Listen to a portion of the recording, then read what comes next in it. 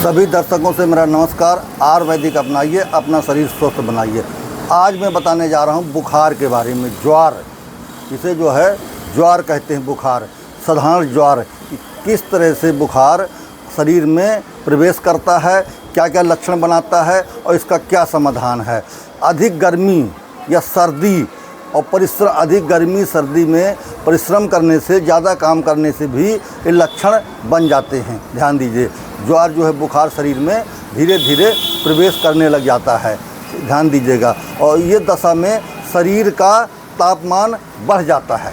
जब शरीर का तापमान बढ़ जाता है तो शरीर सामान्य तापमान से उसका जो है ज़्यादा रेशियो मेहनत कर लेना समय के हिसाब से। अब जैसे गर्मी है, गर्मी का तापमान बढ़ा, उसमें आप शरीर का भी ज़्यादा मेहनत कर रहे हैं तो भी ये लक्षण बुखार के शरीर में धीरे धीरे उत्पन्न होने लग जाते हैं।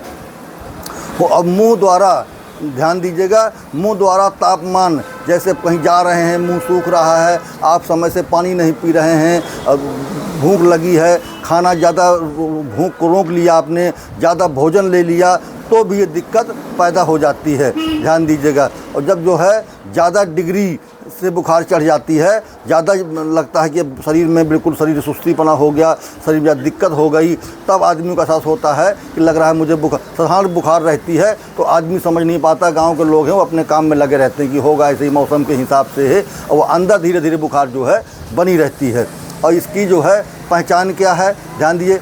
ज्वार या बुखार में बेचैनी का अनुभव होगा आपको। ध्यान दीजिएगा, बेचैनी का अनुभव होगा, सिर में दर्द, हाथ पैरों में दर्द, मांसपेशियों में दर्द, समझ लीजिए शरीर बिल्कुल जो है आपका टूटता रहेगा, घबराहट सी होगी, शरीर टूटेगा, जीभ मिचलाएगा, आपका जीभ मिचलाता रहेगा, भोजन में अधिक रुचि न रहेगी। ध्यान दीजिए। और जीभ का मैल बढ़ जाता है, जीभ मोटी हो जाती है बुखार में। ध्यान दीजिएगा।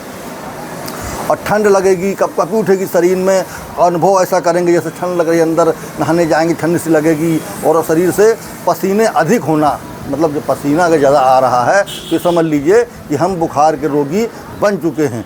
और जुबान की जो है आपकी जो खाने का टेस्ट होगा वो टेस्ट बराबर नहीं रहेगा, और नाड़ी आपकी तेज़ गति नाड़ी आपकी चलने लग जाएगी। सांस तेज़ी से आएंगी, आपकी सांस भी आपकी फूलेगी, तेज चलेगी। पेशाब में भी इसके लक्षण पाए जाते हैं। जब पेशाब करेंगे आप तो पेशाब भी आपका जो है, जब करेंगे तो रोगी समझ जाता है कि पेशाब जब गरम पेशाब निकलेगी, रुक के निकलेगी। अब पेशाब करने में आपको अंदर से जो लगेगा कि पेशाब फिर होने वाली है। इस तरह के लक्षण अगर बनते हैं, समझ लीजिए ये आपकी साधारण बुखार है। ये साधारण बुखार के बारे में बताने जा रहा हूँ।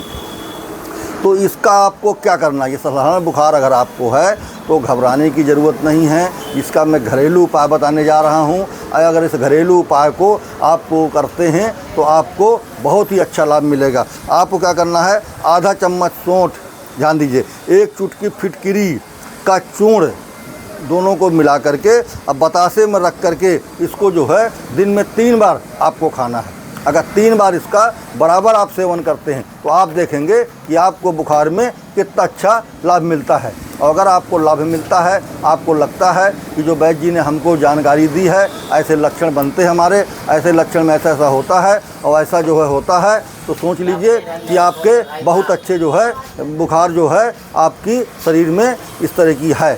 और ऐसा अगर महसूस होता है तो आप उसको जो है, ये दवा जो मैंने बताया है, इसको दिन में यूज करिए 3 बार। अगर बराबर यूज करते हैं तो आप देखेंगे कि आपको शाम, जो सुबह ये दिक्कत थी, शाम में आपको कितनी अच्छी राहत मिल रही है। तो आप इसको जो है यूज करिए और जो है आयुर्वेदिक अपनाइए, अपना शरीर स्वस्थ बनाइए।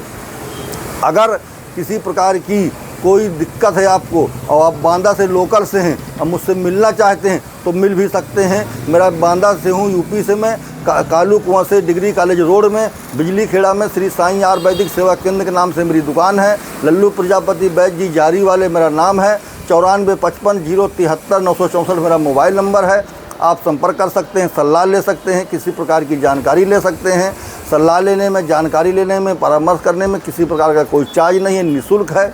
अगर दवा आप नहीं बना पाते हैं, किसी प्रकार की दवा मंगाना चाहते हैं तो उचित रेट में दवा आप तक पहुंचा दी जाएगी, उसका सब परहेज बता दिया जाएगा। तो आप आयुर्वेदिक अपनाइए, अपना शरीर स्वस्थ बनाइए। मेरे चैनल को सब्सक्राइब करिए, आगे बढ़ाइए, लाइक शेयर करिए, जिससे अन्य लोग भी इसका लाभ उठा सकें।